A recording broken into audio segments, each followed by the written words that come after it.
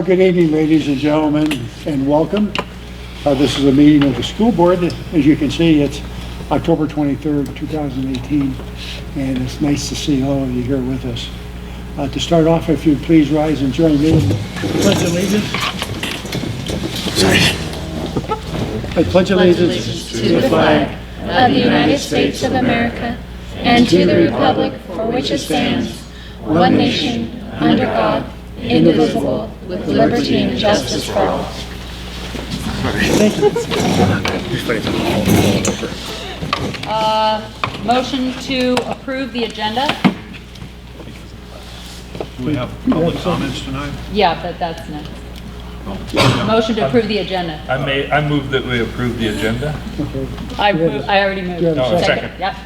Been moved and seconded that we approve the agenda as written. All those in favor, please say aye. Aye. Motion carries. Thank you. Public comment now. Are there any members of the public that would like to speak at this time?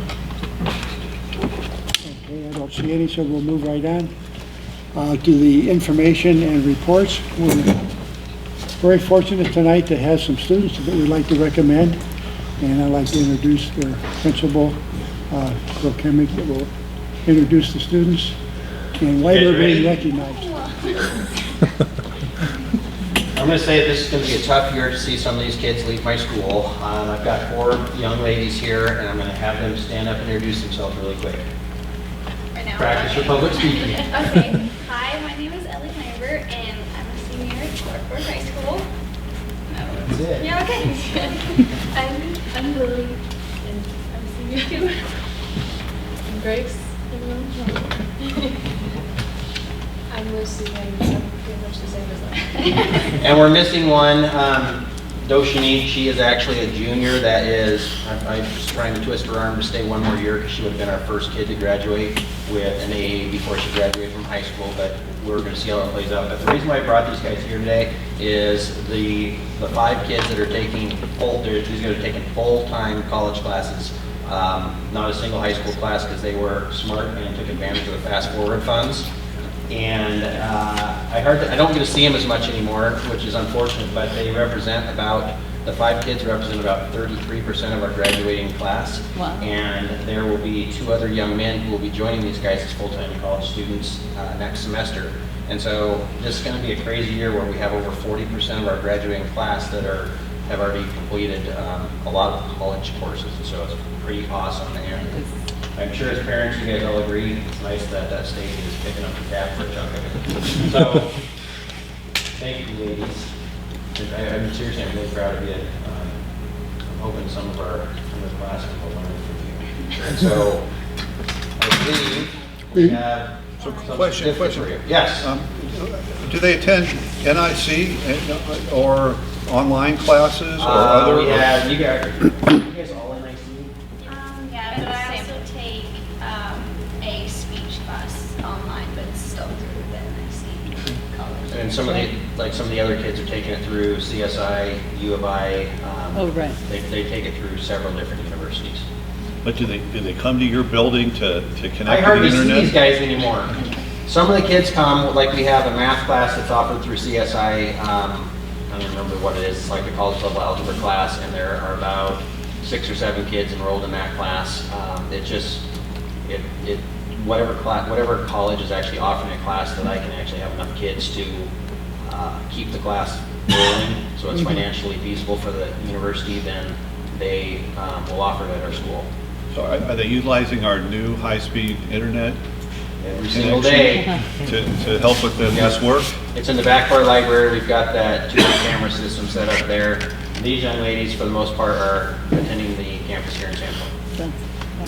Well, it's fantastic, and Yeah. it's nice to meet you. And I'll call you individually to come up here and get a certificate, and then remain up here, and we'll get a picture of everybody. First, we have Lucy.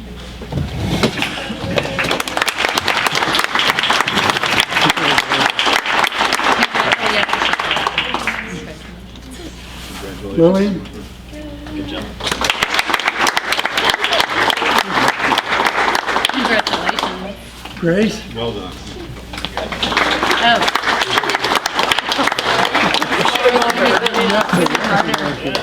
Congratulations. Congratulations. You don't have to move. And no, Laura. Fantastic.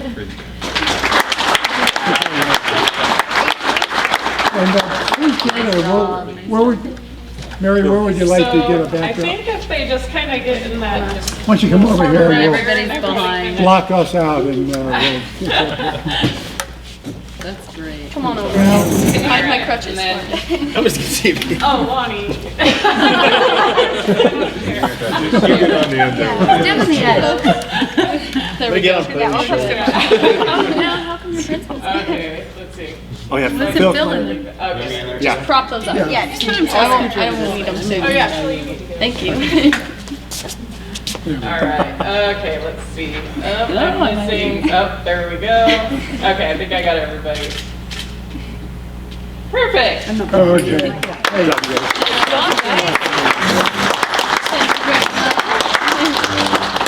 I also need to let everybody know, these guys are doing very well in their college classes. Exciting. That is good.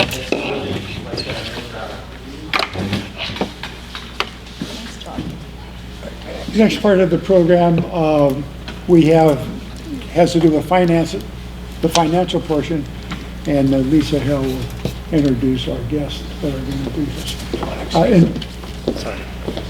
And by the way, for the students and the others, you don't need to remain for the rest of the program, although you find it really exciting. Don't walk, run. Thank you. I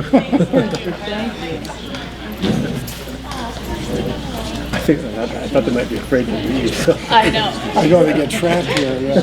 You should trap them. Right to stay. Could have taken her crutches away. Yeah, exactly. So good evening.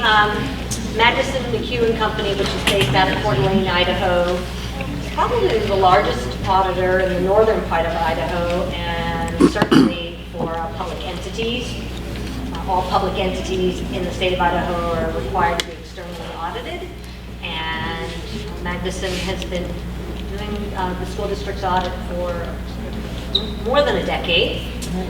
Chris Mayhew is going to give the presentation tonight, which we will then also post on our district website along with the audited financial statement, and then separately what's called the management discussion and analysis, because the whole financial statement is quite long.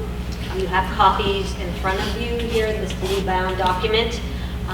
Other parts of the team are here tonight, Steve Fleshinger, and I'm sorry, MM, I don't know your last name. It's Marcia. Yeah, and that's only part of the team. And then I also would just like to personally extend a thank you to our district lead bookkeeper, Marianne Boseth, who's also here, who works really in tandem during the field work. Thanks, Lisa. Yeah. Okay, so that was a great intro and a great segue into what I wanted to start discussing with you all. So, my name's Chris Mayhew. I'm a CPA with Magnuson McHugh & Company, like Lisa said. A couple team members here, and then we have a couple other staff that work on the audit, so it really takes a small army to get the audit done. So I've been with the firm for a little over 5 years, and we kind of pride ourselves, our audit department, with our technical expertise in the area of governmental audit. So in addition to normal auditing standards that as accountants are governed by when we go out and conduct an audit, as a governmental agency, there's an additional level of standards that we adhere to, and we invest a lot of time in education and making sure that we're up to date with all of those ever-changing standards, governmental accounting standards board, as well as the GAO, the powers that be that govern how governments ought to be audited. We try to stay really in touch with that, so that's the fun world that we live in.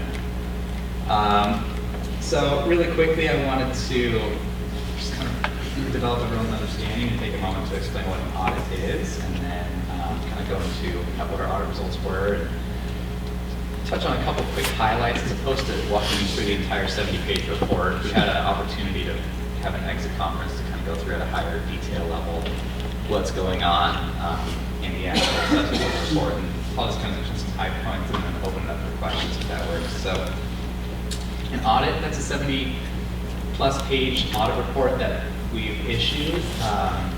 you'll notice in a lot of there, and on the first page of the accounts report, we acknowledge the fact that management of the district, Lisa and Mary Ann, are taking responsibility for this information.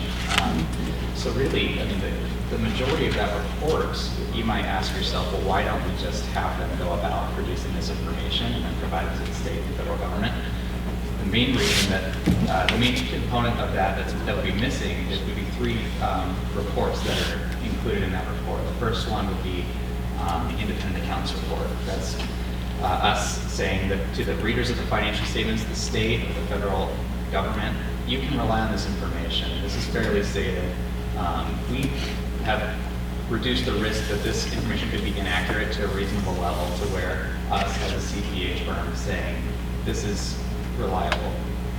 So that's the first piece. The second one, and this is a governmental, we call it the yellow book, the government standard, is we actually evaluate your system of internal controls. So your internal controls is a huge part of what Lisa and Mary Ann are doing, and that's looking at, okay, financial reporting, the information that's coming in and being reported on, is it being reported on accurately? What are the risks involved in that it might be, you know, misstated due to error or estimation or fraud or anything like that. So we look at that whole system and then we issue a report on that, and we'll get more results on that. And then lastly, we look at the district's use of federal dollars. So that's all your federal programs, nutrition, special education, Title I, just some of your big programs. The federal government's very concerned with the use of that money, making sure it's being used in compliance with what it was designated for. So we perform testing procedures over your federal programs too to make sure that money's being used properly. So the big why, Lisa already answered this. The state of Idaho requires that you undergo an audit. And then in addition to that, because you are expending federal dollars to those federal programs, they want a single audit done. So that's going to be the second component of your audit. It's called a single audit. But basically, we're looking at the compliance with the use of those federal dollars on that piece. So 3 reports there. That's a lot of technical jargon.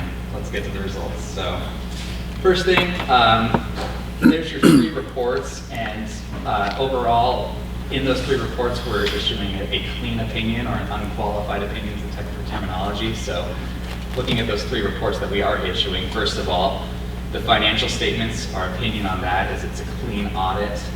Every required disclosure and every significant balance we have actually gone out and tested. We've evaluated for reasonableness, and then we've actually gone through your report and assessed if there's any significant disclosures or relevant disclosures in the actual 70 pages that are missing according to the powers that be, right? The Governmental Accounting Standards Board, and we identified no inadequate disclosure there, so that's great. And then additionally, looking at our evaluation of your system of internal controls, that's all the policies and procedures, making sure that financial information is being reported accurately by Lisa and Mary Ann. Absolutely no weaknesses or issues there.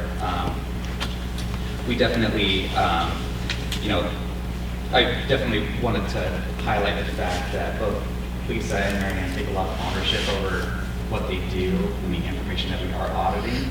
Having auditors at your district office for a long time, asking for supporting documentation and splicing information every which way and constantly asking questions that probably feel pretty redundant sometimes, can really make life unpleasant, especially when you compound on top of the fact that they're responsible for everything else that they're doing. You know, your general fund budget is about $30 million, so that's not a small undertaking. And then you add on top of that dealing with us auditors who are asking a lot of questions and testing a lot of things. So that's not an easy feat in itself, so quick kudos there. And then with regard to compliance with major federal programs, we had no findings of non-compliance there, no significant deficiencies over controls of compliance or anything like that. So this is the best result that you could attain from an audit.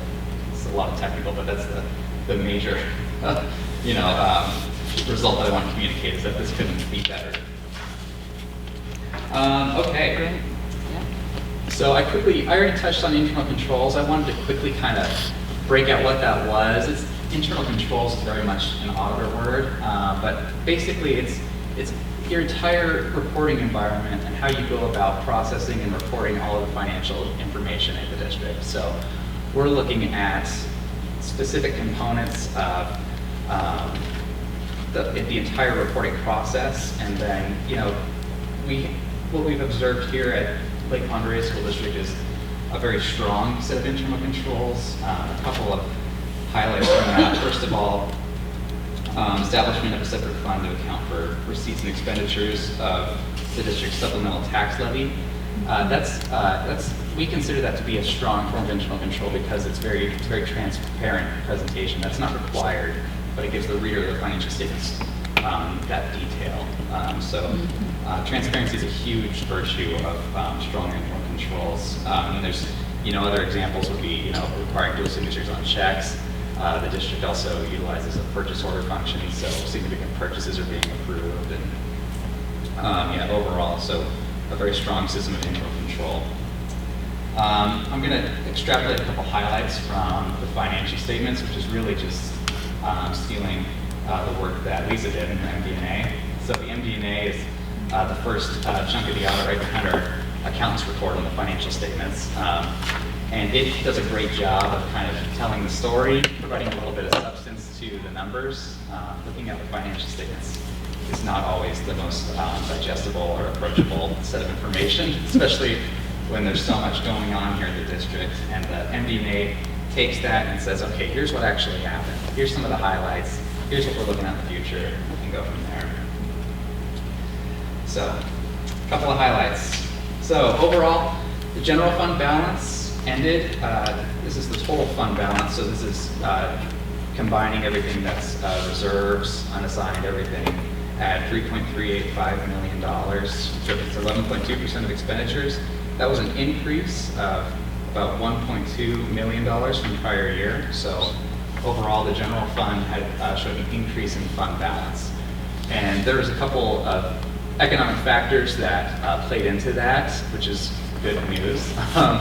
First of all, the increase in revenues, and I really advise you to read the MD&A because Lisa does a great job of breaking out all this, but big factors of that would be increased attendance. So attendance has a huge impact on what our revenues are going to come in at. And then other federal programs that were retroactively appropriated, like federal forest funds and other areas such as that. Actual expenditures, you'll see, were also higher than budgeted, which is not a sign that the district isn't taking care and being good stewards of their budget, because you can see with an excess of $2.2 million in revenue over budgeted revenue, and then you have an excess of $1.5 million over budgeted expenditures, you're still in the black, So there's we can look at the budget to actual report, but budget to actual, there is a positive difference in our budgeted net change in position of about $700,000. And you can see that because the overall fund balance did increase by about $1.2 million. So that's some of the detail behind that. So let's talk about the budget. So the budget is an extremely useful tool. It's something that the board and Lisa clearly pay a lot of attention to, which is why we've seen an increase in fund balance. And it's probably what we can consider advise our clients to really use as your most powerful tool as far as looking at the future and planning and making those big strategic decisions.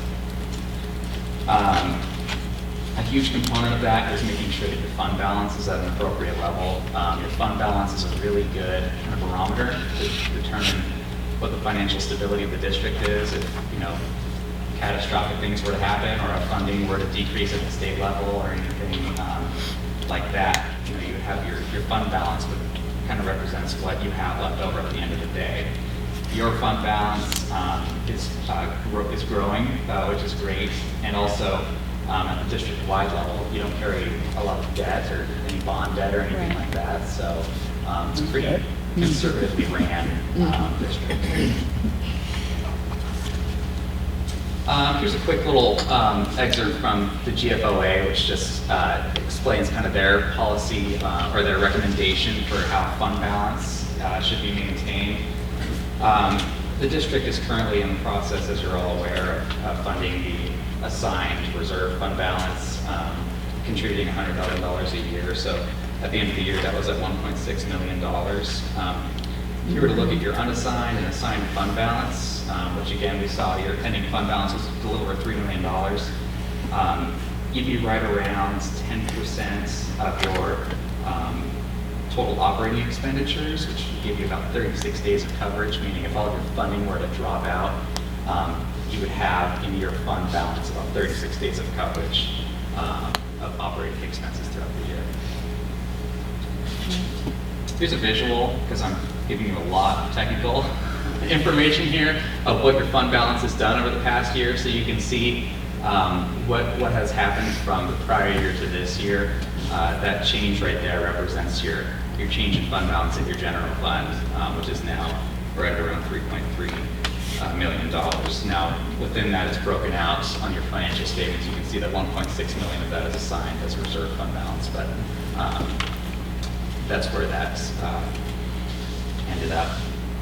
And then looking at your current year revenues and expenditures for your general fund, you can see that the gray bar on the left there represents your revenue, which was about $31.5 million. Again, about $2 million increase over what you were forecasting based off of attendance and some things that were out of your control. And then your expenditures came in right at just a little over $30 million. So you can see the difference there represents your increase in fund balance. So just some visual aids to kind of give you a global idea of what happened with your general fund. There's a lot more information in your audit report. Read it. It's not exactly the most riveting information in the whole world, I understand that, but there's a lot of work that goes behind that. And if you really want a really clear picture of what's going on at the district, Lisa and Marianne have spent a lot of time leading us and working with us to get this information published, so it's definitely worth taking some time to review. Okay. Okay, thank you very much. I thought it was a very, very nice presentation. Questions from the board? Most of mine answered. I was on the debrief, and that went well too, but I just want to say thank you for your firm for doing such a great job, and not to mention Lisa and Marianne, the people that put this together. The MD&A was really good. I'm used to reading those, and I know how much work goes into those things. I just wanted to say I appreciated that Lisa forwarded that MD&A to us early, so we had a chance to look it over, because it made your presentation make more sense. Yeah. It's really an important part of the financial statements. The Governmental Accounting Standards Board, they consider that to be an essential part of the financial report for that reason, I think, just because it provides so much context. So. Yeah. Thanks very much. Well, thank you very much. Yeah. Yes, appreciate it. It's the very last page of this. That's the best page. Lisa?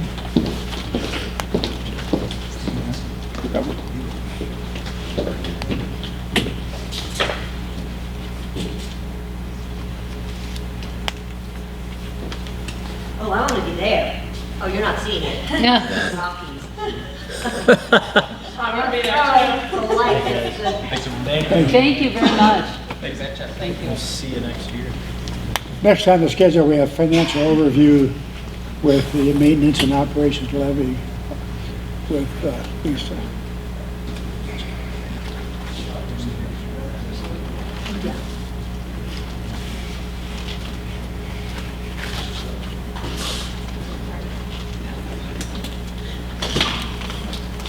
You're like, I'm getting out of there. You did.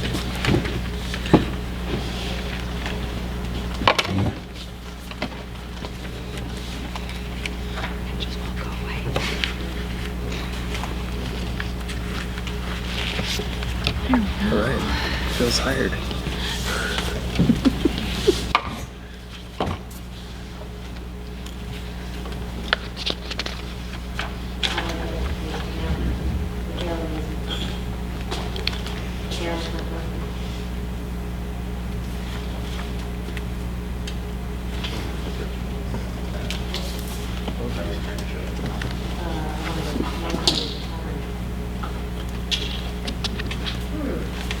do too big. On the display is All right, we'll just wing it. Yeah.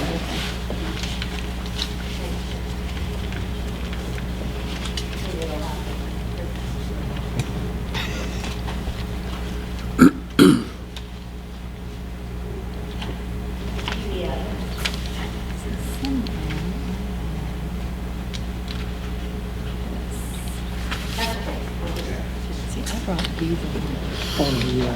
This is the budget from last. So, good evening. Good evening. I'm going Hello. to be referring to this that the board has. We will set up on the district's website a maintenance and operations supplemental levy fiscal year 2021 section, and this will be posted along with anything else that comes before the board. And the intent tonight is for the board, essentially give you a financial overview that would serve as the platform for a discussion by the board for our maintenance and operations supplemental levy, which will be held on March 12, 2019.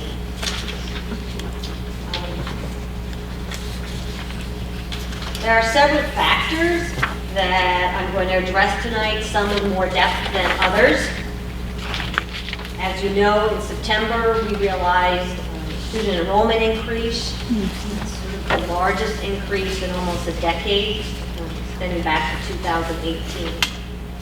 And the district also has a facility advisory committee, and through that, we decided to hire a demographer because we want to better understand, in this case, the demographer, which is based out of Texas, and exclusively does demographic studies for K-12 public schools nationally. They have a California, Texas, and they have an East Coast office. And we want to help that committee project potential enrollment. It's quite different than the demographic study we had done in 2007, where what really differentiates this study is they are specifically by residents tracking where the student is by school. Before, it's just an overall projection. Just because I'm standing here, I'd also like to tell you that this demographer now has, for the first time, we've never had in our district, the school boundaries available so that parents could go on our website and say, this is my address, what school do I go to? Right. The transportation department fields hundreds and hundreds of calls, and the county is also, the GIS department has been asking us for that, and we finally have just completed that phase, and that's live now on our website. What's also important is this jump in enrollment was not something we projected, and the areas where we realized the growth at the alternative high school, Clark Junior Senior High, Hope Elementary, predominantly those under the current state funding formula generate the most money. And I'll elaborate a little bit more on that in a bit. But it's also very important, I've discussed now many times, that there at the state level is this K-12 interim funding formula committee, and they have decided absolutely to move away from reporting average daily attendance, which generates the money in the state currently for K-12, and move to enrollment. And they are working on legislation that would come in the 2019 session, and for fiscal year 20, which would be if the board were to elect a 2-year supplemental levy, year 1. So it would start July 1st of 2019. The modeling that we've had in the past projected that we've had slightly declining enrollment at this period, as well as the data that the Idaho Department of Labor has projected also declining enrollment. So this jump, the more data we can gather on what's driving that is, for a myriad of reasons, but in this case, we're talking financial, so important. And then the other thing I just wanted to point out from the 10-foot tall view is that our cost per student, because we are, although the state doesn't qualify us as a rural district, only 2 of our schools qualify under the rural definition now. But we're a very rural district, we do not benefit from the economies of scale, and our cost per student, if you were even to look within the region, is higher.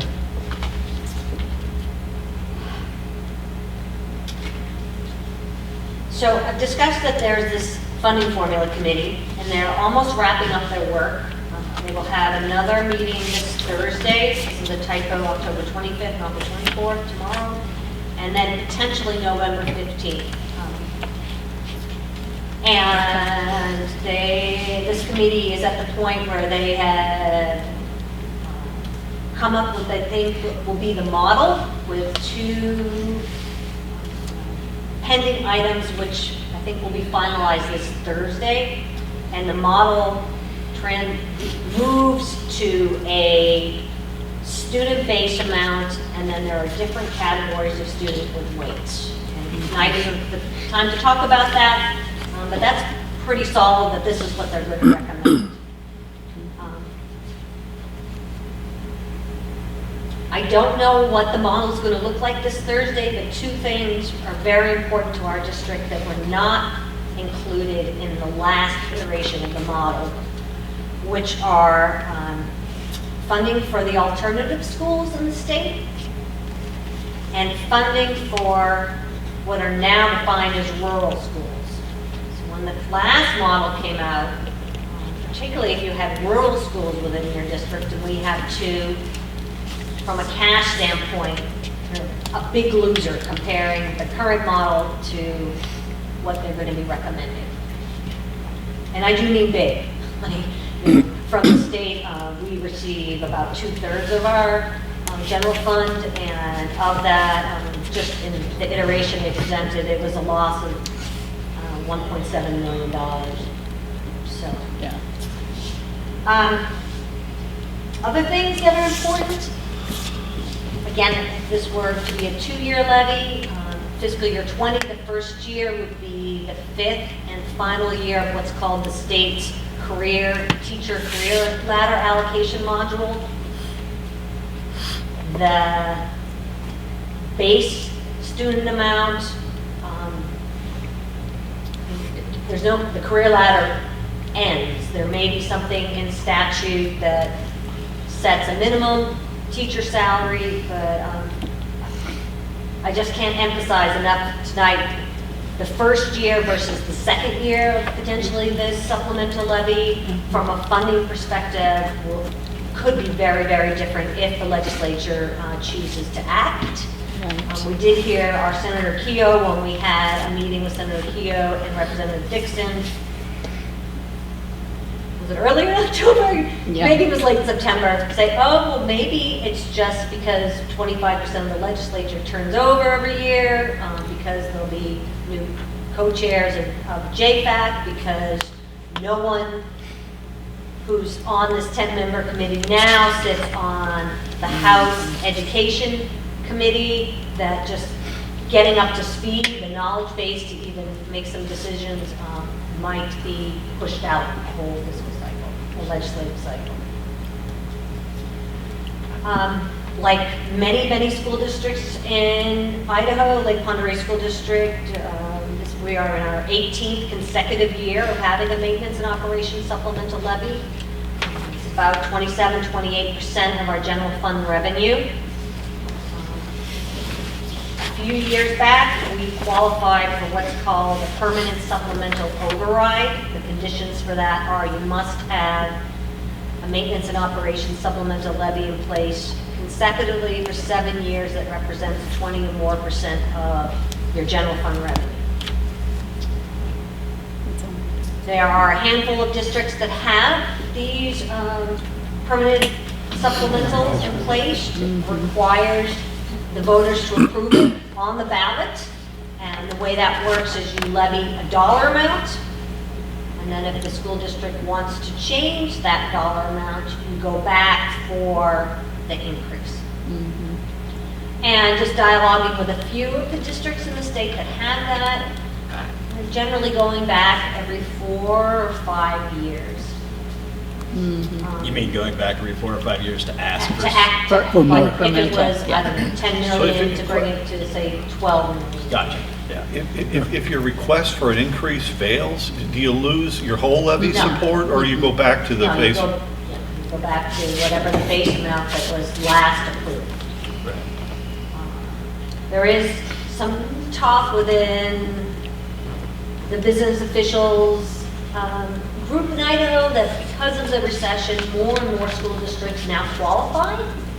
For example, in Coeur d'Alene School District, they're discussing this option right now.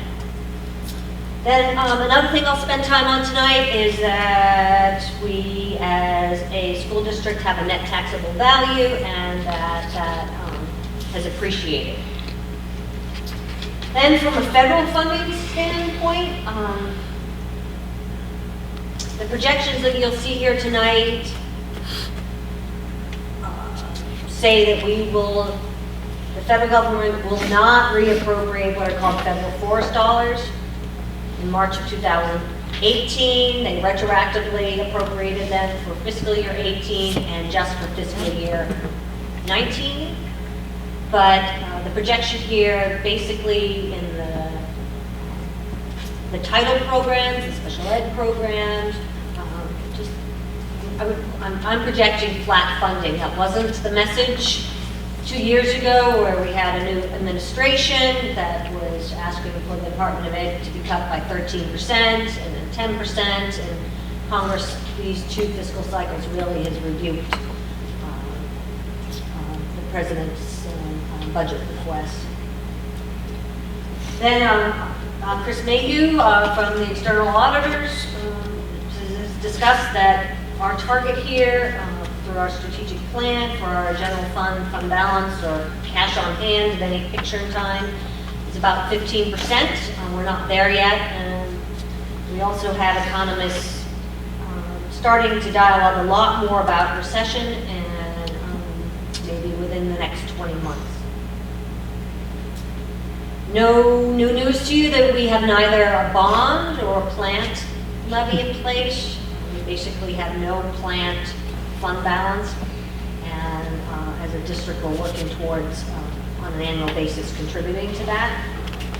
And then I won't talk about it tonight, but at our November 12th board meeting, another one of our strategic goals is to recruit and retain staff, and that right now the compensation within the district, even regionally, is not competitive. Then this is the timeline that the superintendent and myself put together for the board to hopefully coordinate putting together a ballot presentation, which is tonight me giving you an overview. November 12th, and that's a date change of Monday, not a Tuesday, where the superintendent and myself will come before you with an administrative presentation. And then November 27th, again, pointing out an early start meeting at 5 p.m. Oops, I almost said a.m. At 5 p.m., where it's our hope that you would spend this meeting deliberating, and then in the December 11th meeting that we would be able to summarize and come up with a ballot recommendation and resolution. The latest date to bring a ballot to the county is January 21st. We don't ever want to be in that position generally. They want several weeks to receive the ballot and proof it, and this is because then for absentee ballot, they need to print them. Yep.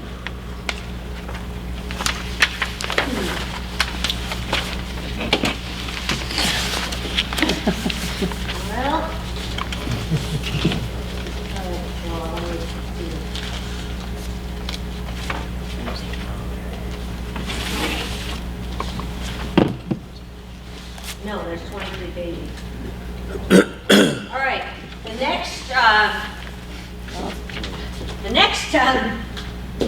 presentation is a picture of our enrollment since we've been a school district. We split in, thank you, right there. Maybe you can stand over I was there. standing, I was- All right, awesome. As I mentioned earlier, we had growth this year. We're up to, all these points are what's called the November 1 report to the state, except this one, which is the first week in September. And we had over 100 students more than we budgeted for, again, mostly at LPO, Clark Fork, and Hope. And that generates what's called a unit from the state funding formula, a little more than maybe 4.5 units. And particularly because the largest growth was the alternative high school, which I would say has the most volatile enrollment and attendance, that for the purposes here tonight, I cut that in half, saying, okay, I'm going to project 2 more units. This, I just flipped the slide from our auditor's presentation, but could you go to the bottom part of that? There's some numbers here. This is what's important. This shows the percentage of the general fund balance compared to revenues that year. And I wanted to point out this number for fiscal year that just closed is overstating actually the cash available. If you were to open up your audit report to page 63, it's worth me showing you why.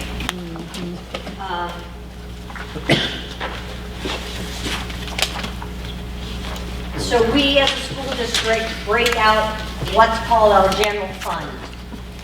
The state doesn't, when we report to the state, when we report to the federal government, everything that's contained on this page is the general fund. And we break it out to what we call the general fund, which is in this first column. The second column, this maintenance and operations supplemental levy that we're talking about tonight. And then any of the other general, mostly localized grants, and this also includes the paid grants that run through the school district. So if you go to the bottom of the first column, you'll see that the last number says $2,753,000.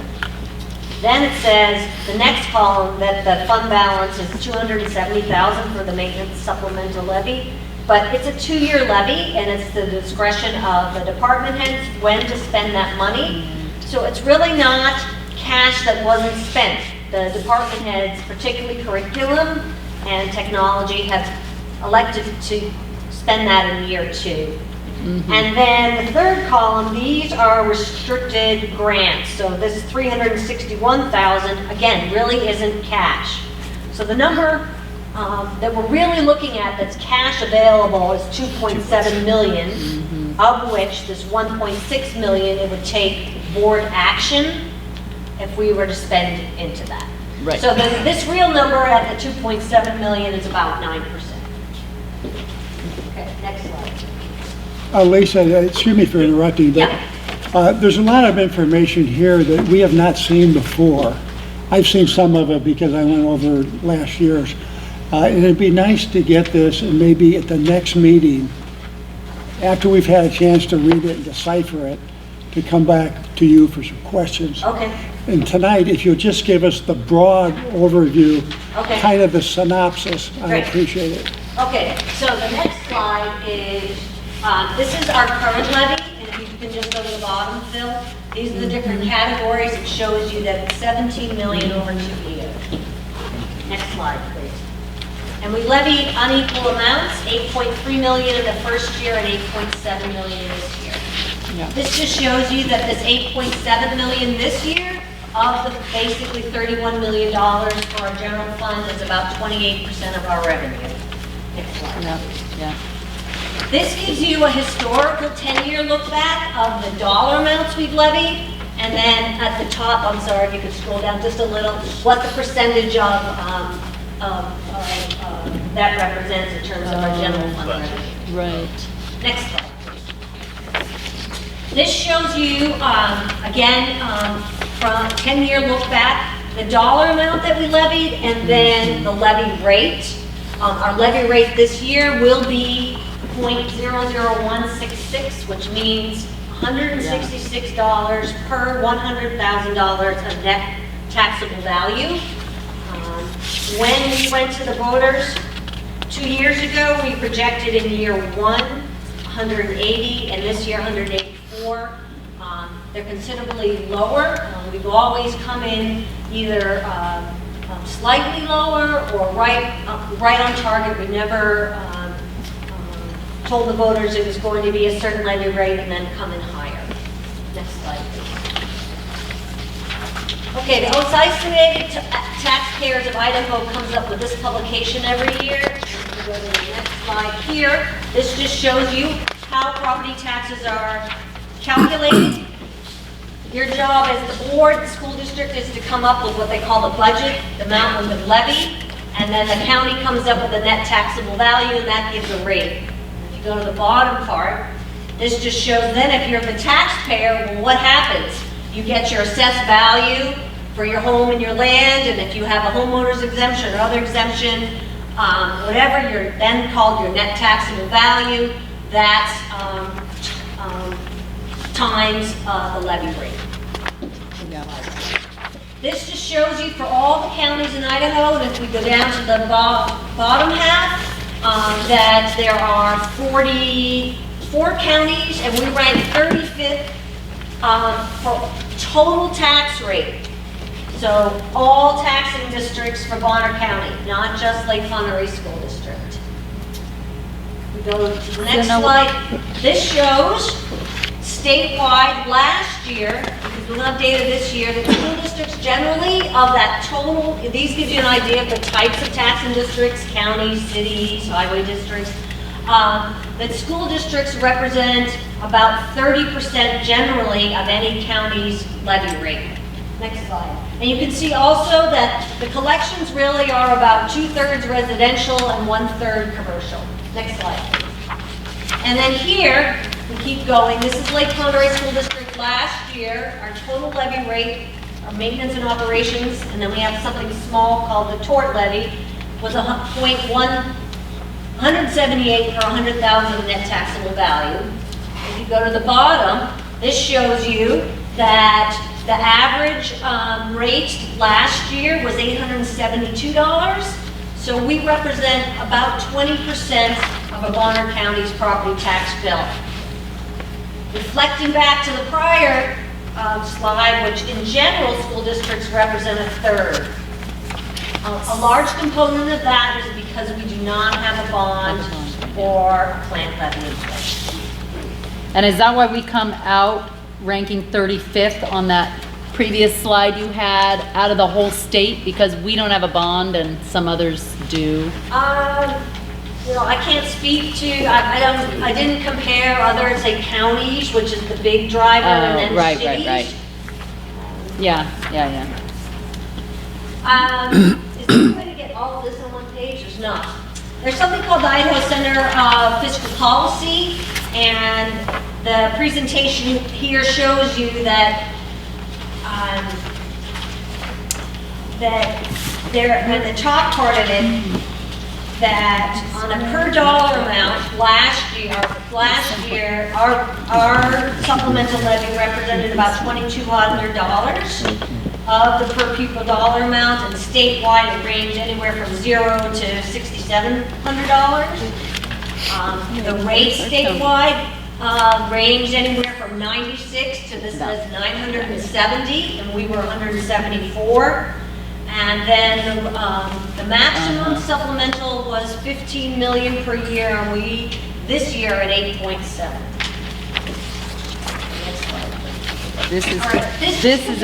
This is very helpful, by the way.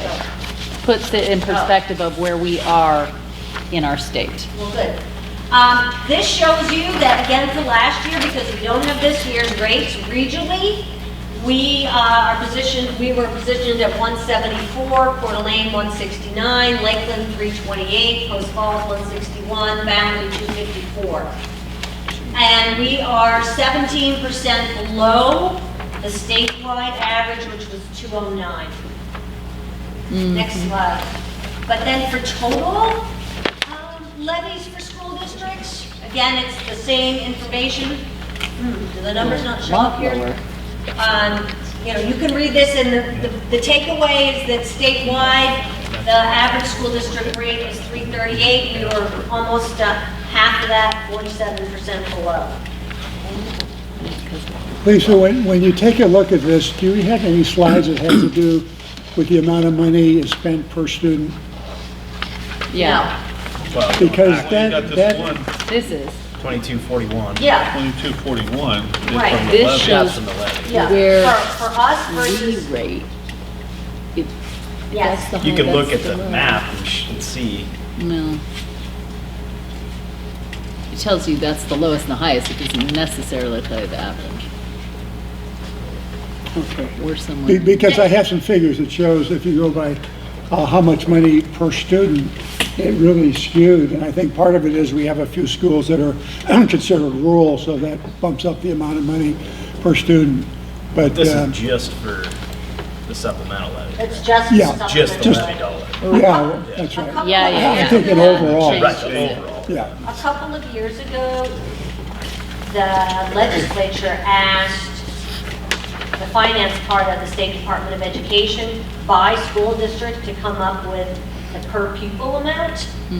I did ask 7 times this fall for that information. It's a tailored report, and they're too busy with the interim funding formula committee to generate that. But that's on the, 2 years ago, we were 3.3 times what sort of the state average was for those districts that were generating money through the supplemental levy, that portion. We were but on the. 3 times more? Yes. Okay. On the Department of Ed's website, you know, is expenditures per student by district. Right, but that isn't what the chair is asking. Aren't you asking just for the supplemental levy component? Oh, But the one you're talking about, and again, that may be misleading, because how do they figure per student?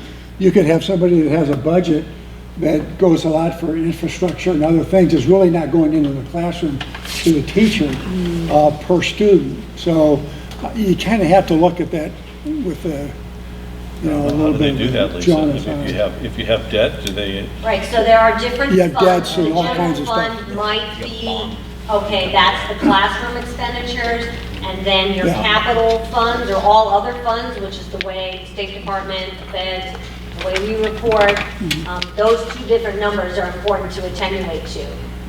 Because we don't have any capital funds, we're making non-classroom expenditures Right, that would otherwise be made out of the capital funds Right. in our general fund. right, okay, thank you. All right. This part, I'm actually going to spend a little time on because this is very important for our board to understand this and in your deliberations. This says, since we've been a school district, this is the net taxable value of the school district. Now, this year, we're at $5.2 billion. And then it shows the change from the prior year. And then I've also, just because this isn't a number that the county generates, I asked the county assessor if he could come up with these numbers for me. This is the new construction value, which is included in this number. This is important because the new construction, the number of building permits that are being requested are at an all-time high in Bonner County. So of this 10% growth this year, 1.39 of that is directly attributable to new construction, which is really 13.5% of the $8.7 million we are levying. So about $1.2 million of what we're levying this year is being paid through new property owners. And And the other- Now, is this just our district or the This entire is just, county? no, this is Our this is district. only Lake Pend Oreille School Okay. District. The county grew by 11%. So it's broadening our tax base. Right. Yeah. Is that, so, I know the new levy sheets came out today. Like, the county just updated their levy sheets. I just know that from work. Is that an estimate? No, this is the actual. That's the actual. Right, we levy in September on what's called the September value. Right. The September 30. This is the September 30th value. Okay. It just goes to the Idaho State Tax Commission. They have to certify everything. Okay. And generally it's the end of October that we get them back. Okay. So then the other thing I want to show you, if you're not familiar with what the compounded growth rate is, here you take, okay, in 2000, what was the value? What's the value now? And this would have shown if, with the compounded growth rate, what the value would have been in this ties. So this is really important when we, as a school district, potentially start talking about a dollar amount to levy or the impact on the taxpayer. Okay, Right. next slide. When I talked to the county assessor, he believes next year, which would be the first year of, and so the tax years and fiscal years, like don't get confused, this really is 2 years we're prospectively talking about. He projects the growth is going to stay probably right around 10%. And this column says, well, at our current levy rate, we're levying 17 million right now, right? If we just kept the flat levy rate, how much would that generate? Right. 20 million. The first year of our levy that's in place, it would have generated, which is a higher rate, 21 million. Go to the next slide, just so that we can kind of understand really the impact. Let's say it was 8% growth. Okay, it drops to 19.5 million and 20 million. And then here's the one I want to pay attention to. Because potentially we're talking about a 2-year levy versus a permanent levy, what's the projection? We're going to have some projection of what the growth is. And I'm going to say that the compounded growth, because we're talking about a short period of time versus, say, a bond of 20 years where I might take the compounded growth and cut it in half, I'm comfortable with 6%, which would say, okay, maybe that could generate 19 million or 20 million, or we told you earlier that the statewide average last year was 209. If it was the statewide average, about 24 million. All right, also shared with you that State Superintendent Guevara, early September, all agency heads give, actually I want to make one other point. Can we just go back one slide? This also, I would point out that if the new construction stayed at, say, 1.5, 1.6, even under like this scenario, then 23% of this would be carried by potentially new property taxpayers, $4.4 million. What, 23%? 23% Right. of Six, the whole amount. Right, of the whole. But I thought you said that new construction accounted for 13.8, that's about an eighth. Right, but that's because that was at 10% growth versus this presentation says 6% growth. All right, next.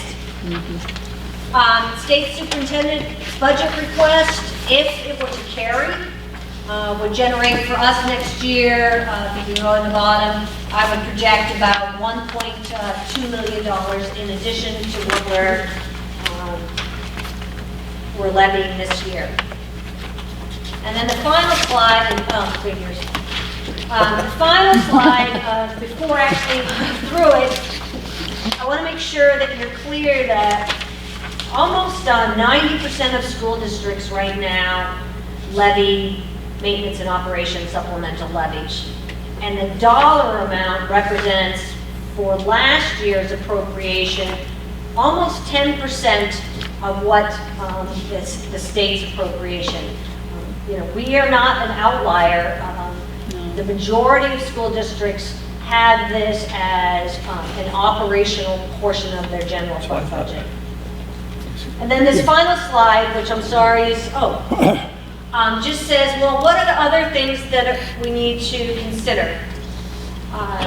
Federal forest dollars, I think, are going to go away, but from a budget standpoint, because we didn't budget for them this year, no cash change. The Public Retirement System of Idaho last Friday announced or solidified a rate increase for July 1st of 2019. That will cost us about $124,000. It's the recommendation to continue to contribute to our general fund balance, to rebuild what we call the budget buffer, to contribute $100,000 to our plant levy fund balance, and just projecting what a health insurance increase would be, what we think we would get in an increased state appropriation. So that would net us positive $432,000 over current, but the big emphasis here is there's no compensation consideration in that number, and of course, school districts are generally about 84% of their budget are salaries of people. And that's my overview. Questions? Yeah. Question. First comment. I think the federal forest dollars, I'm in the industry, are going to be more than offset with this new tool we have in this state called the Good Neighbor Authority, where the state assumes management for federal lands. Within a couple of years, that's going to generate $50 million for the state, which is going to go into the same fund as the endowment funds, which is designated for schools. But with regard to the portion of the budgets that for around the state that are accounted for by levies, I thought it was, we're would you say 27, 28%? And you said the statewide average is 10%, is that right? No, I would say because the State Department of Education doesn't produce this report, I think the average is higher than that now. As the recession kicked in, more and more districts not only started levying, but levying more dollars. My guess is it's probably more like 16, 17%. Yeah, that sounds more like, I remember, listening to Yubera, Superintendent Yubera, and she said that, in round numbers, education in Idaho was a $2 billion cost, and $1.7 billion of that came from the general fund, state support, and about $300 million of that came from levies around the state. So that would put it around 15%. Yeah. Okay, any other questions? Thank you very much. This is Wow, a you plowed through a lot to digest. Content. And I think by the time we meet next, we'll be able to decipher a little bit, and appreciate it very much. It's a lot to get all at once. Thank you, great. Lisa. Thank you, Yeah, Lisa. thank Thank you very much. Next. Would you like to introduce You our bet. next speaker? You bet, thank you. So I asked Carrie if I could do a little introduction because we're going to have every school principal do a presentation between now and May. And in talking with Carrie and Geraldine, we decided together that we would keep it fairly simple and that they would each answer 2 questions. Number 1, what is unique about your school? Because while we have, there's a lot of things that we are that we look an awful lot alike with, and that when it comes to what we're doing in the classroom with kids, schools also have a lot of autonomy in a lot of areas as well. So what makes the school really unique? What are they, what's the principal and staff proud of? What makes a school special and stand out? They will address that. They may take a look at several items, or they might just look at one item and go a little bit deeper. And then the second part is simply, we want, our mantra has been more students learning more. So we want to hear from each school as far as what strategies are taking place this year that are different, that a particular school is instituting to get more students learning more. So it's all about improvement and what are they proud of. Pretty simple presentations. And Phil is going to be first. Very simple presentation. I loved it when I heard this. All right. What is it that's unique about Clark Fork in our district is no offense to Sanford High School, but you cannot duplicate a small school experience where you know the kids, in the kids' words, you know the kids far too well. I mean, you know why they're getting in trouble down the street basically because all the neighbors are calling the school. And so that's something that is very special about our school, and it comes with positives and negatives. What are we proud of this year? Since the state really looks upon us as, everybody likes, you have to prove yourself, data, and it's coming down stronger from the state than it has in years. And so I'm just here to share some of the things we're proud of. Standardized test scores, ACT score, we were 3 points ahead of the state and 4 points ahead of the national average. To me, that's something to be proud of. Our average was 26, and that is, when you have to get a 17 to get into most colleges and stuff, 26 is a pretty respectable number. Our SAT average, although we did not hit the state average of 1061, we are 1061? Carol, do you remember? Anywhere, it's around 1060. We were still 42 points ahead of the state average that was at 989 this year. That's the composite scores. And so, once again, something, as far as I'm concerned, to be very, very proud of, because we are one of those schools that's helping to elevate the state average.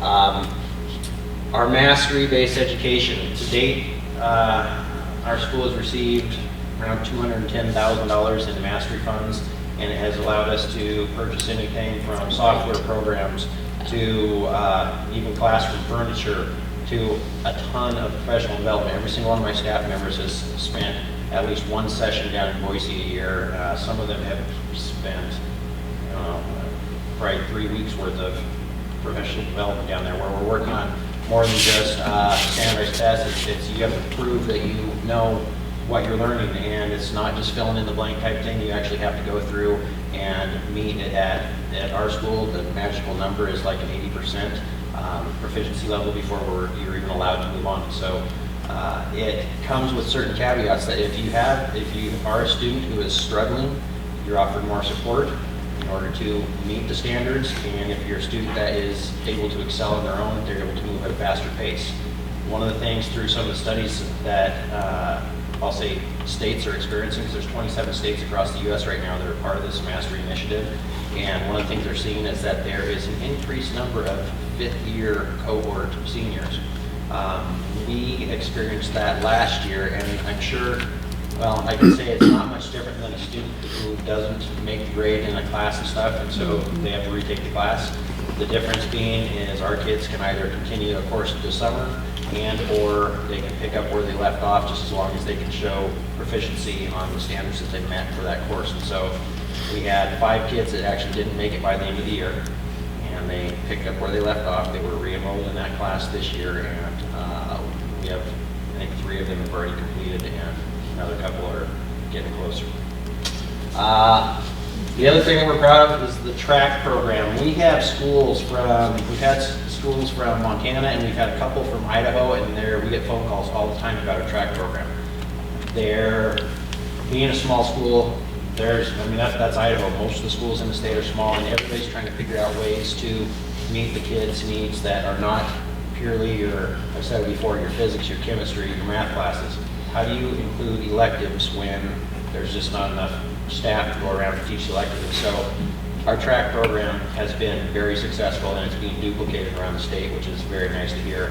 When I go down to Boise, I hear state legislators even talking about our school. It's kind of cool to have people walk up to you and it's like, hey, I know who you are, and tell me a little bit more about this. And so it's really neat to be a part of it. Hey Phil, could you please just share real briefly what are the tracks this year, and roughly how many Fridays are you? Okay, I'll do that, and I'll segue into my next one. This year, we actually decreased our track days because we're trying to increase the amount of support, academic support for kids. And the track was designed to provide students opportunities to experience something that's not quite academic, but it ties in like real world experience into what you're learning in school. And so this year, we continued on with an art track because, thank you for Ezra Stafford, he joined our class as an art teacher, our school as an art teacher, and so he has an art track, which is nice. The piece that we're missing there, and I'm hoping that the music conservatory is going to help us out a little bit, is a music and or choir program. Then we have the technology track, which is it's it's almost like an industrial arts program where, I mean, kids are doing anything from robotics to, I mean, they're working with stuff where we have some remote control cars where it's just like an autonomous vehicle. I mean, we're teaching the kids to set waypoints and stuff. Working with metallurgy where they're melting down aluminum and casting, I don't know, whatever they're casting, different kinds of things. And all kinds of stuff. I mean, it's crazy. And that's one of the things that we discussed before in regards to plant facilities levy, that, I mean, excuse my language, but it's kind of like sometimes butts and faces in the room because there's so much stuff going on that, I mean, it's packed in the room. The kids absolutely love it. We have our senior track it's called the independent track, and it's all seniors have to go out as part of the state's mandated senior, what's it called, Tom? Senior project, thank you. And so our kids, all of our seniors are required to go find employment.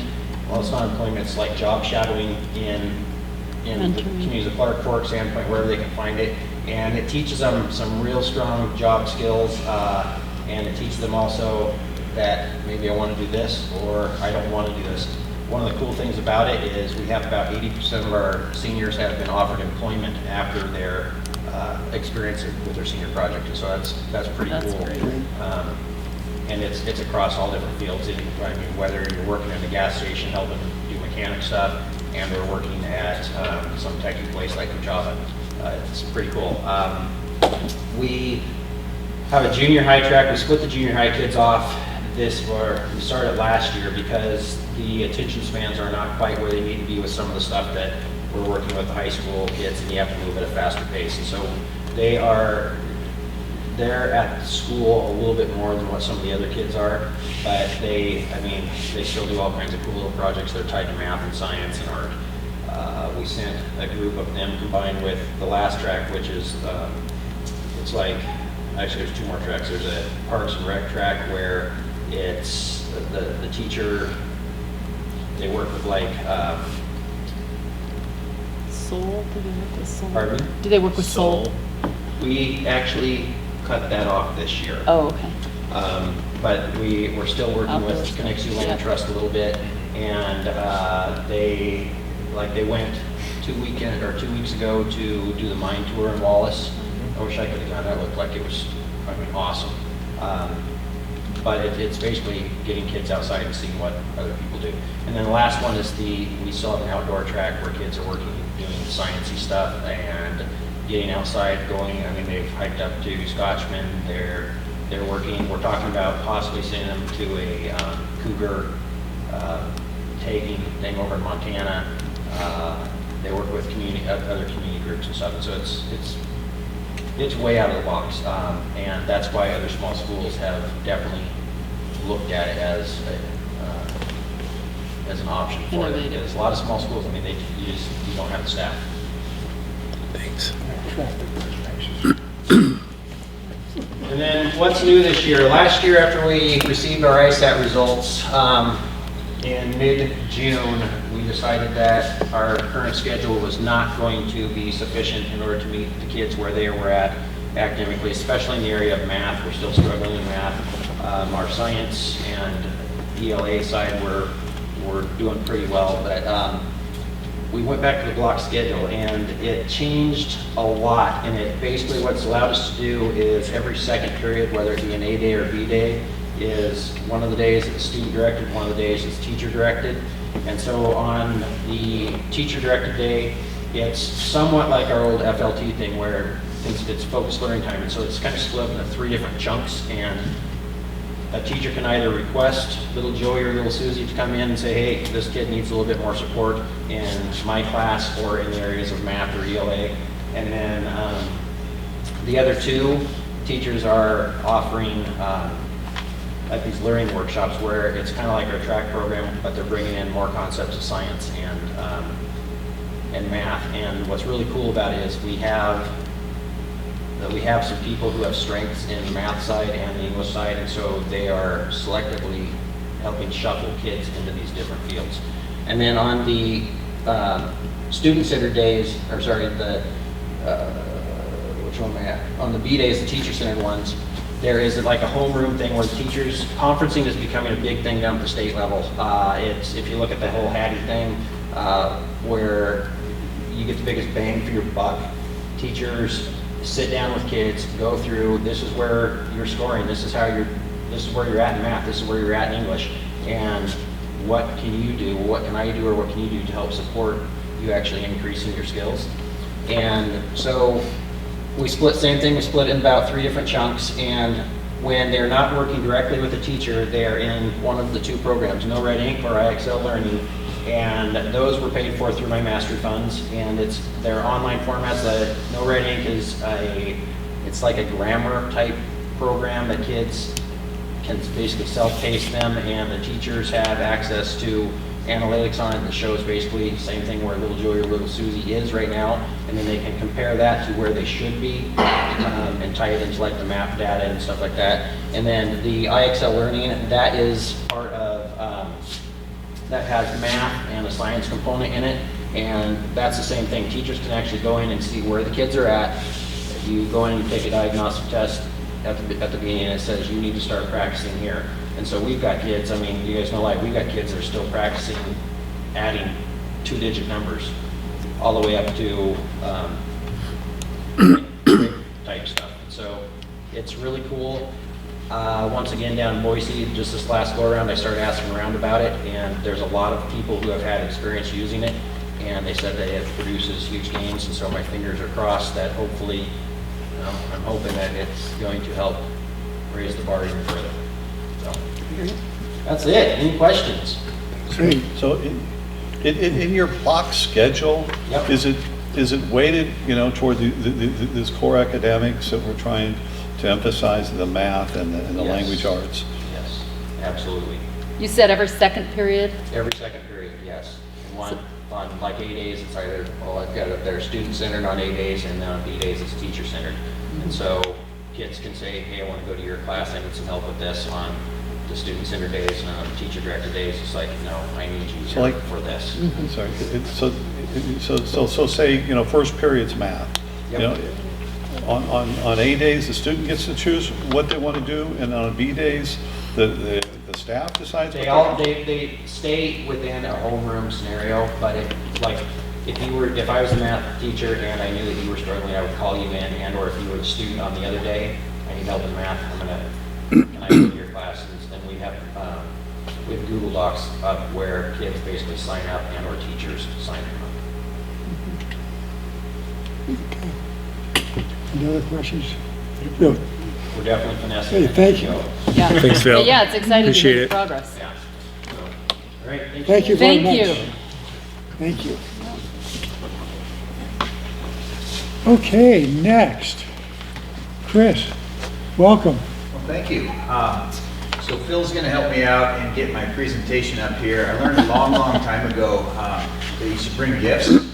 Oh, Make sure that nice. everybody feels comfortable and welcome. So we got a variety of t-shirt sizes there. I actually texted Sean earlier today and asked him if that was too cheesy. He says, no, bring it on. So there's t-shirts for you. I'm also incredibly thankful that Sandpoint Athletics was not brought up in the audit.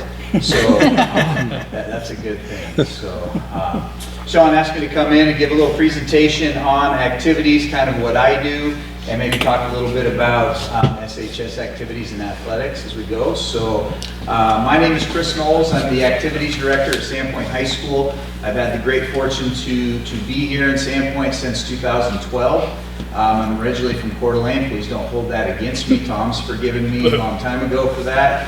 But very, very happy to be here in Sandpoint. A little bit of an introduction about what the activities director does, and this is something that comes about every now and again. What in the heck do you do?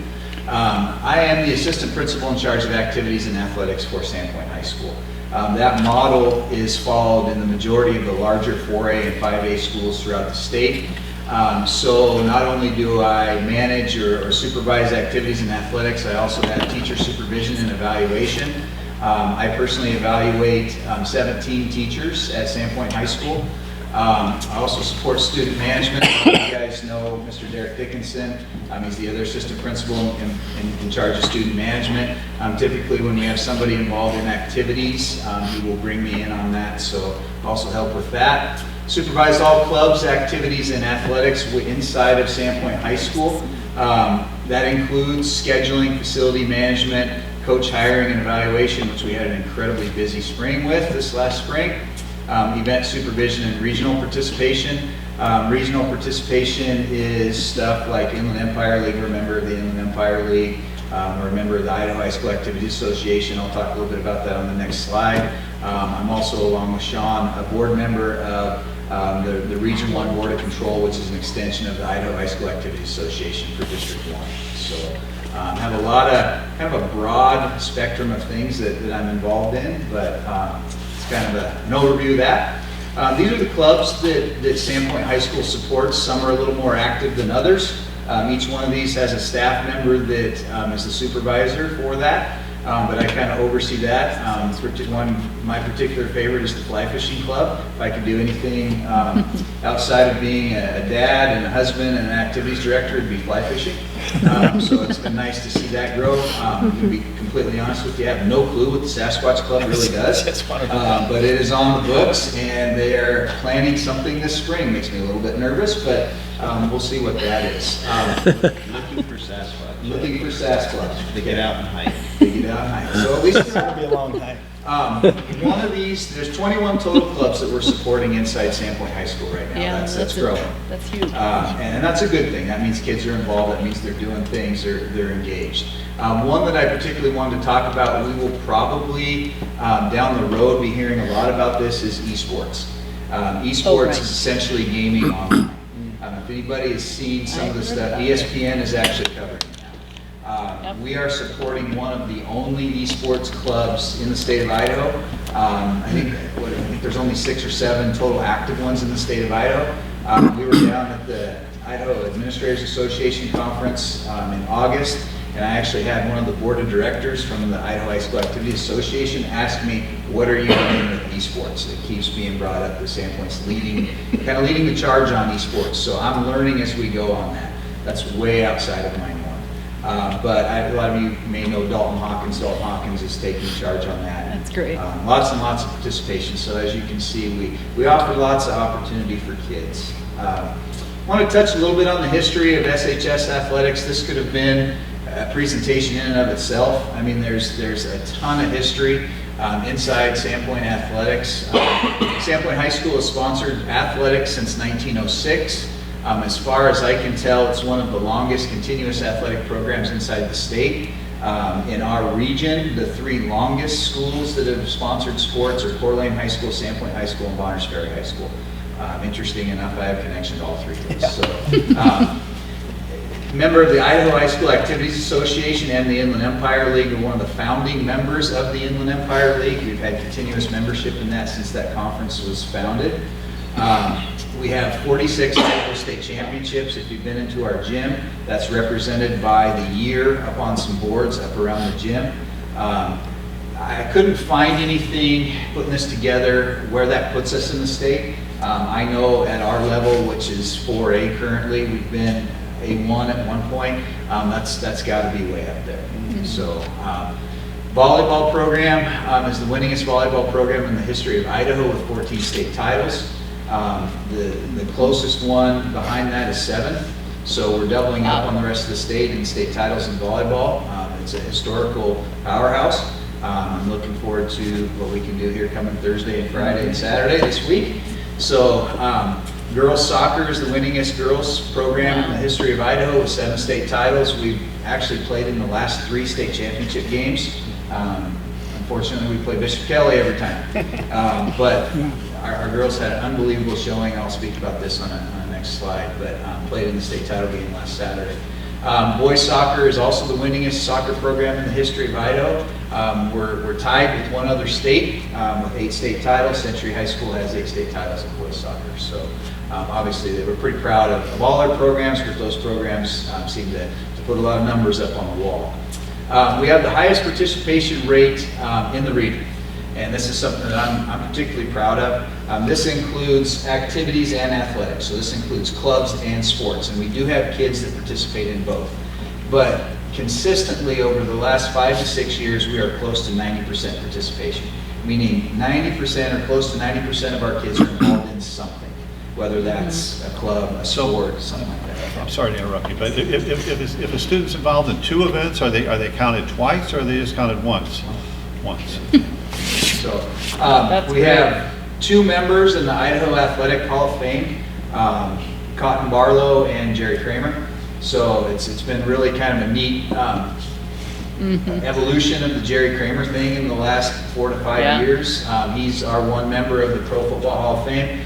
He was inducted after 45 years of eligibility in August.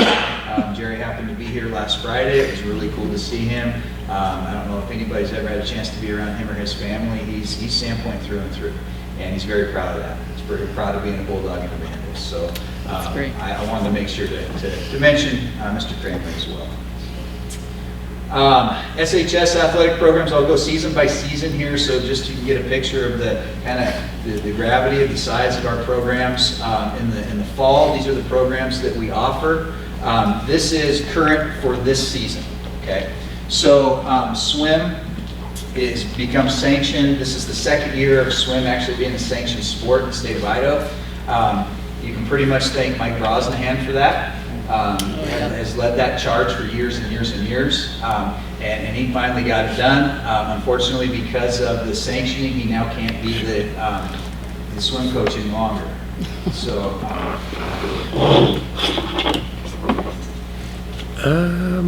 Did you just get kicked off, Chris, of the Apple TV? You have to go back up and.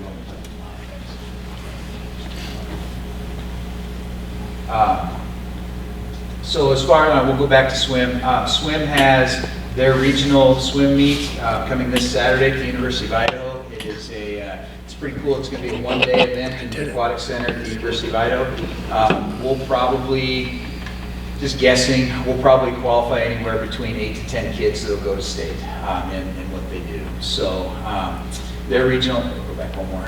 Their current GPA for on the boys' side of swim is 3.33, and this is just varsity athletes. So we have to report to the state on your varsity athletes. So 3.33 for the boys and 3.8 for the girls. Volleyball, we're the regional champions this year in state qualifiers. They opened the state tournament down at Rocky Mountain High School on Friday. 3.3 GPA. Girls cross country regional champion again this year, state qualifier. 3.8 GPA, that's incredibly impressive. Yeah. We finished in the top 2, 3, 4 on girls cross country and also on girls swim in the state academic award. Might question this a little bit, but Century High School's girls cross country this year had a 4.0. What? So they have one runner. So we did not. We were not. We were second behind Century in the academic this year. So on the boys cross country side, regional champion, state qualifier, 3.6 GPA. I think you guys are well aware of what Matt and Angie Grass do in cross country. So their merits speak for themselves. Girls soccer regional champ, state qualifier, state runner-up. I should have put 16, 17, and 18, but 3.48 GPA. Boys soccer regional runner-up, GPA of 3.24, and football state playoff qualifier. I think we've qualified every year in the state playoffs since 2014, and they're at a 3.04. If you want, that's the rarity inside of football to be above a 3.0 consistently. So I'm pretty proud of that accomplishment as well. This is back when Tom was in high school. He may know some of those gals. But winter sports, the sports that we sponsor, in the wintertime dance, and this is going back to last winter. We haven't gone into this year. These are the current GPAs in the programs, though. Cheer and dance, they actually compete in the wintertime, but they go fall and winter. So they go to sideline cheer in the fall. They have sideline cheer in the winter. They also have competitive cheer, and both dance and cheer. So, Hey. No, you're doing it on purpose. Let's do that. So, really proud of both those programs. believe dance is above a 3.0, cheer is just below a 3.0, but we got both programs competing. We're in the process of putting together their competitive programs for the wintertime. Wrestling, last year we were regional champs, 2.65 GPA. Girls basketball, regional champs, state qualifier, 4 state tournaments in a row, 2 third-place finishes in the last 4 years. Wow. 3.58 GPA in boys basketball, regional runner-up. One thing I'm hoping you're noticing, we haven't finished any lower than second in our conference in the last year or so.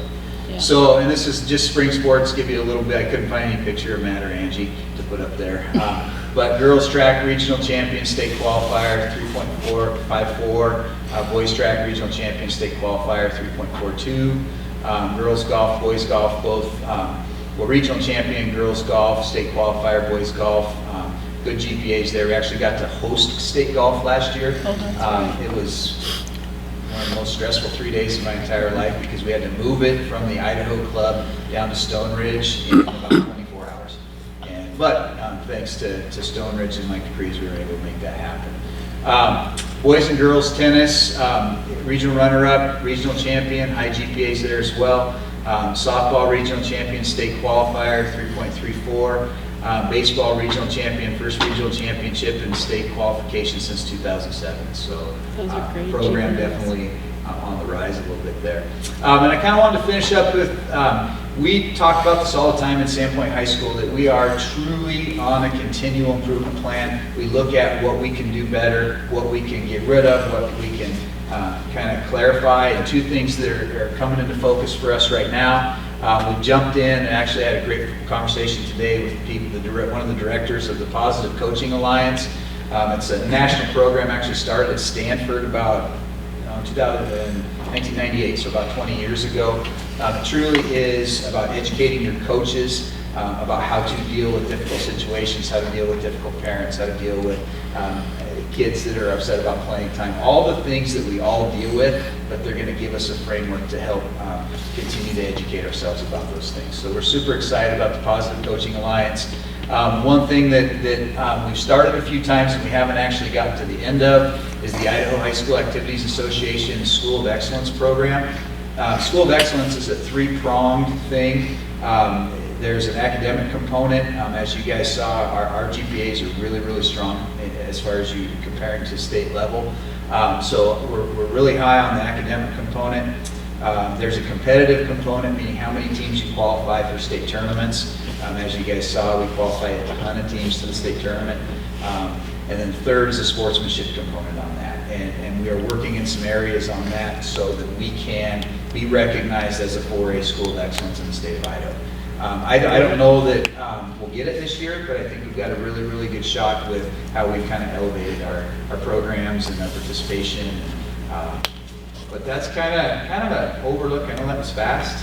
Good. That was great. Great. Yeah. Chris, now do the coaches report directly to you? They do, yeah. Now, how about the other activity leaders, whether it's, choir or whatever? Yeah, so I supervise the teacher that does choir. I supervise the band teacher as well, so yes, they do report to me. Okay. The way I have done it in athletics is I directly evaluate and supervise the head coach, and then the head coach would then evaluate the assistant coaches. We've done it a lot of different ways. If there's a situation that they want me in on, they bring me in on. I truly believe in kind of letting them build and grow their programs because they're good leaders. But yeah, I supervise the whole thing. So, and then the club directors do come to me. So, Great. I'm sorry, do you have any number? What's the cost of the whole extracurricular program? Lots of money, Gary. Lots of money. So we actually are going to be presenting the extracurricular budget district-wide. We're going to present to Sean and Lisa in the next few days. I think we've been somewhere, I'd have to look. It's 1.2 million over a couple of years. So that includes Sandpoint High School, Sandpoint Middle School, and Clark Ford. Yep. And that includes, staff, equipment, uniforms, facilities, travel. Yep. So I always, when people ask me what supplemental levy supports for activities, supplemental levy supports our needs. It gives us enough to put those programs out there. We also do supplemental fundraising. We've been really, really fortunate to get a donation of the Subaru, a car. We raised $59,000 this year. We raised $63,000 last year. What that provides is the wants for programs, the extra things, the things if they want to do some additional traveling. I'll give you an example. Last year, boys soccer really dove into doing some extra fundraising so they could go to Boise and see the best soccer competition in the state of Idaho. You mean before the state tournament? Yeah, we do it in the early season, first couple games.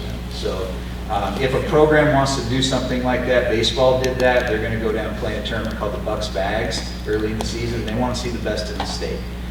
We can't support that through the levy dollars, so they do that additional fundraising to help fund their wants. Yeah. So I always try to raise it. No athlete has to pay to participate No. at any level, right? No.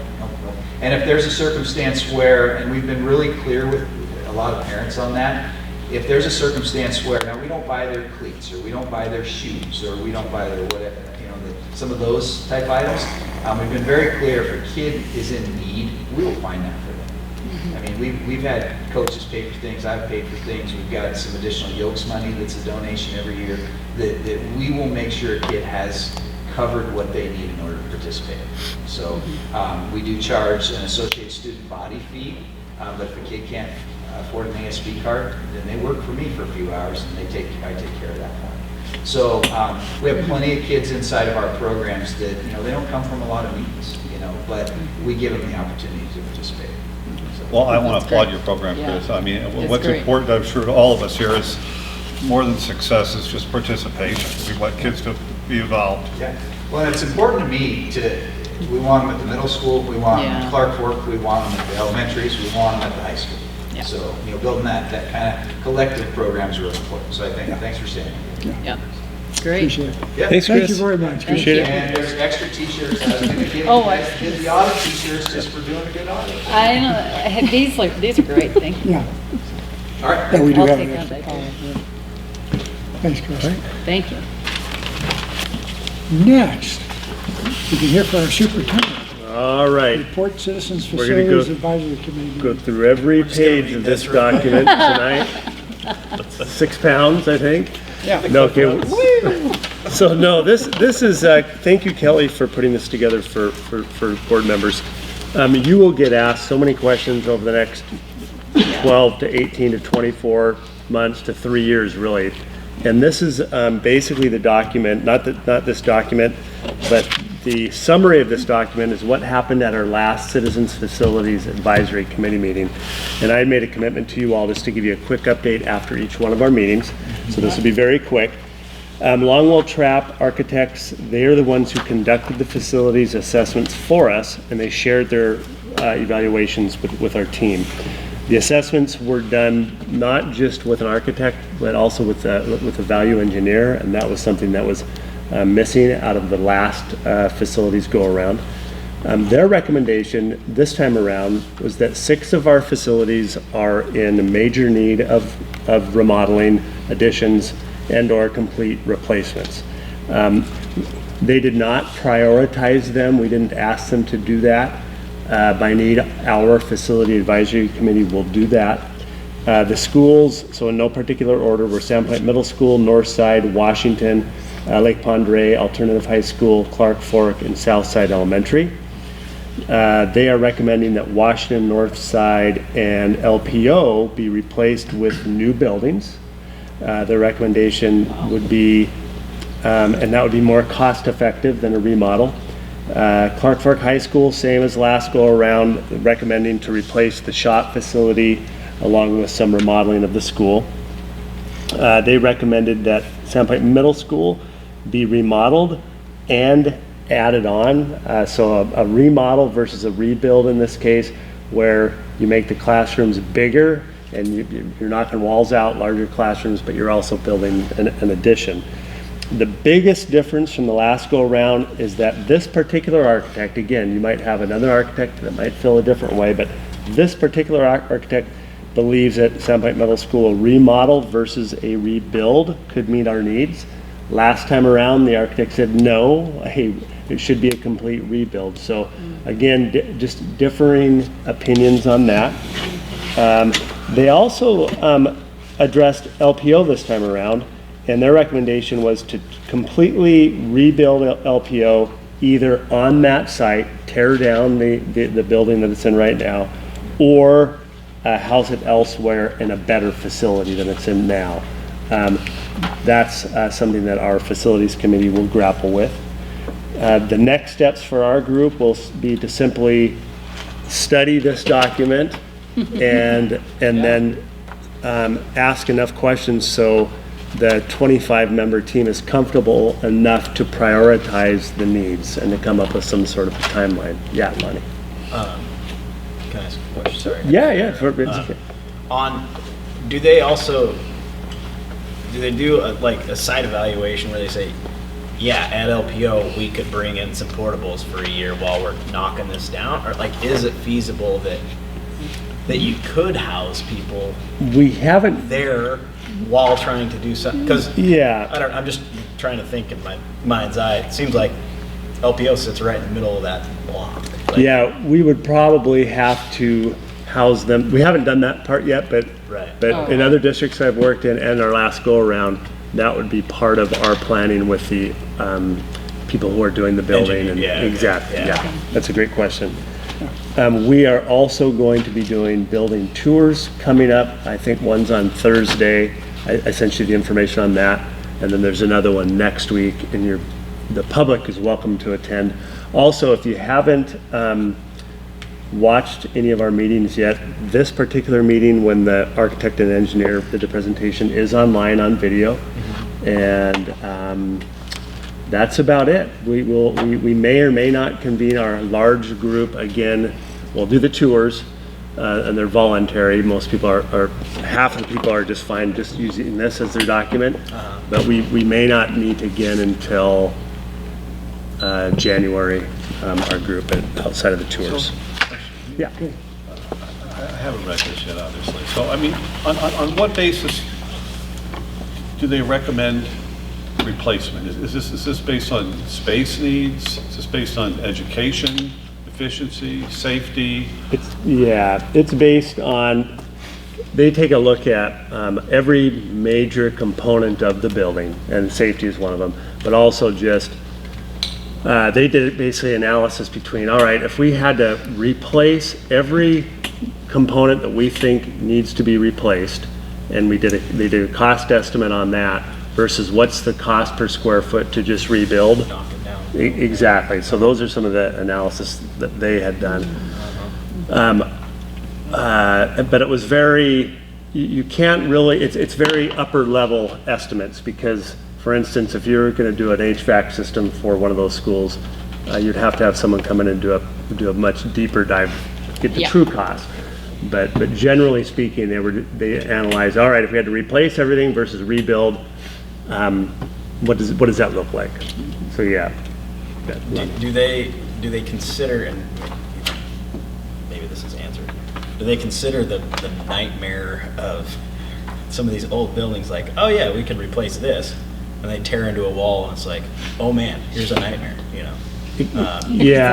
So they did. And I'm just thinking of The courthouse, I had a good example. Of Yeah, Right. You've got some experience there. I have experience. Those are some bright Cost shiny days for overrun. you. Yeah, that's why the previous architect, when they looked at Sandpoint Middle School, was recommending a rebuild versus a remodel. Okay, yeah. Because of the cost to replace everything that was. Exactly, but they're pretty convinced that, because you remember all of our heating and piping is underneath the concrete slab there, that there's enough room there in the building to go up above with, just leave everything as is down below, but put everything up above. Block it off. Yeah, But so. the big cost is, if you remodel like that, you have to bring everything up to code. Yeah.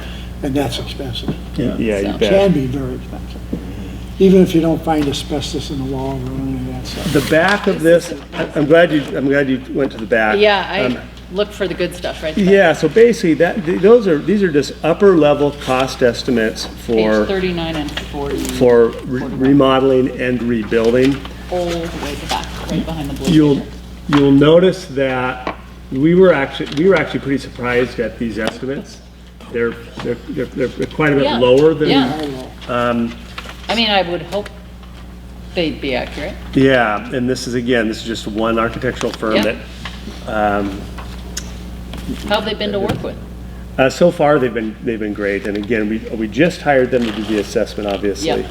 But good so far. But yeah, this is very in-depth, and you're welcome to come. I'll just keep you in the loop as to when these meetings are. And we're just. Sorry to interrupt you, but I haven't seen the schedule when the meetings are. Yeah, there's, basically, we do not have a schedule right now as far as, we're gonna meet roughly every 4 to 6 weeks. Could you send the board notices when? We They do. do, They come in we've sent every one time. for every meeting so far, I yeah. see, okay. They're actually posted in our community as well, just like a regular school board meeting would, and the agendas are sent to you all as well. And there's a tour this week? There's a tour, and they're posted as well, and you can just I check saw your that. I saw district's that. email for the dates and the time and what specific school. But yeah, I can't remember exactly which places we're going on Thursday, but Yeah, I saw it in here. Starts at, I think, Washington. yes. But it's in your email. LPOHS, SMS in Washington. We're meeting at LPOHS at 8 a.m. There we go, about 8 to 10 or so, yeah. Yeah. But that's about it. Impressive. Yeah, it's great to see the You progress. bet. Okay, well, let's move right along to our action items. We finally got there. Oh, yep. We have one item has to do with a alternate authorization teacher to do certification for George Yarno. I would make a motion that we approve alternate authorization, teacher to new certification for George Yarno. Second. I second. It's been moved and seconded that we approve the new authorization for new certification for George Yarno. Any discussion? All those in favor, please say aye. Aye. Aye, that motion carries. Next, we have the consent agenda. Make a motion to approve the consent agenda. I second. It moves and seconded to approve the consent agenda. Any discussion? All those in favor, please say aye. Aye. Aye, that motion carries. Now we're down to announcements.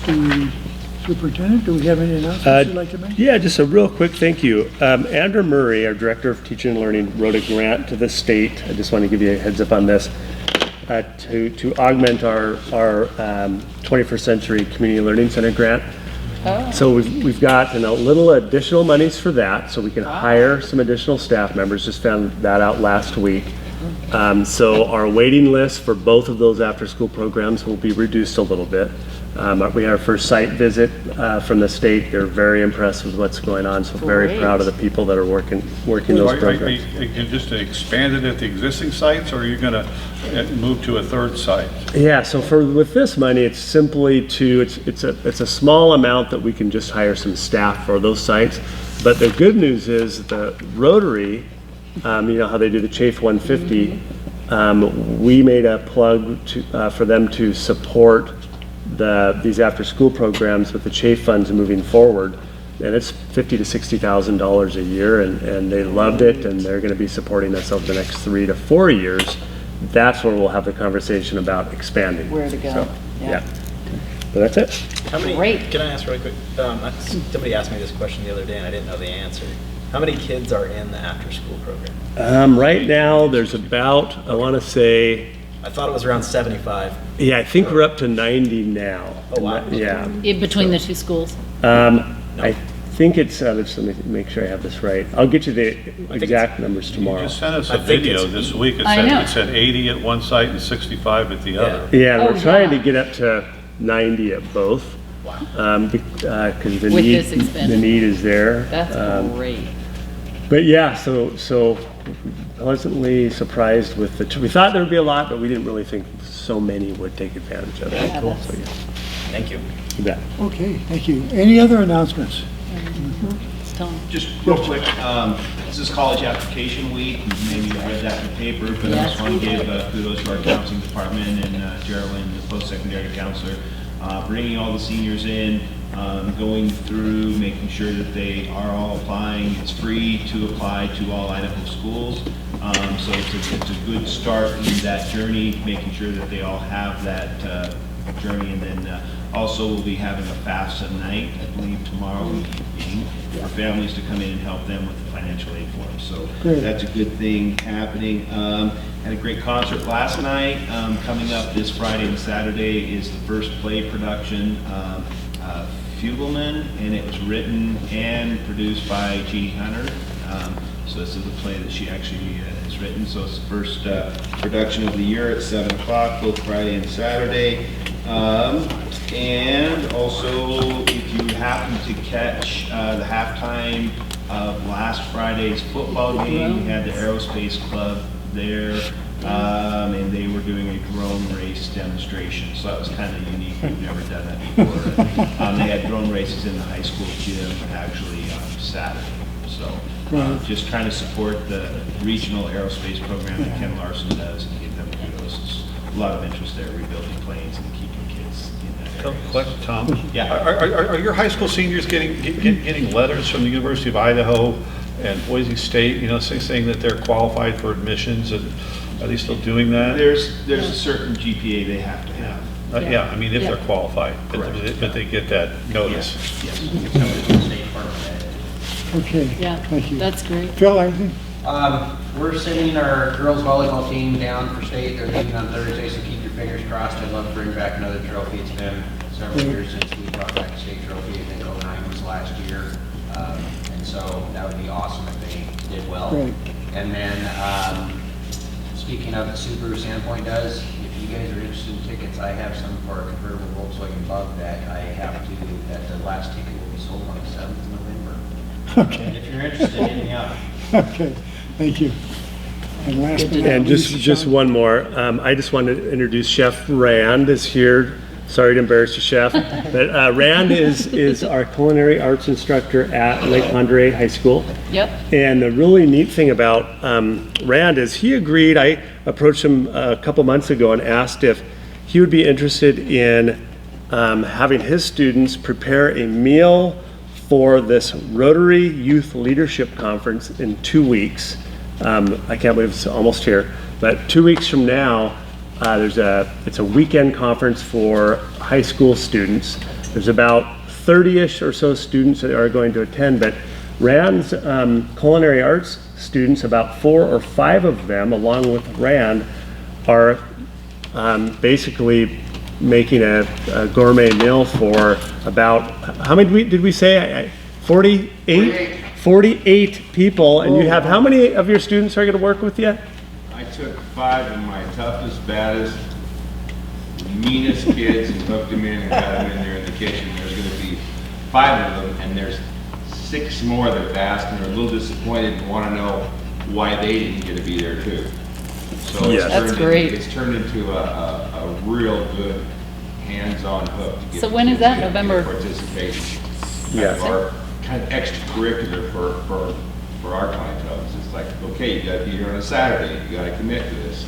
Yes, and the neat thing is there's a couple students from the alternative high school that are participating in the leadership conference as well. So really neat. So I just want to say thank you for that and welcome. Thank you for the opportunity. Hey, we would have been the tasters if you needed. Yeah. I might need some servers. I don't know if I'm going to send those boys out after cooking with the stuff up. What'll happen. And it's not gender-based. We have another big event we're planning this spring, and that'll be all lady chefs doing that. So, equal opportunity. Thank you. Okay, anything else before we adjourn? Okay, we stand adjourned. Thank you.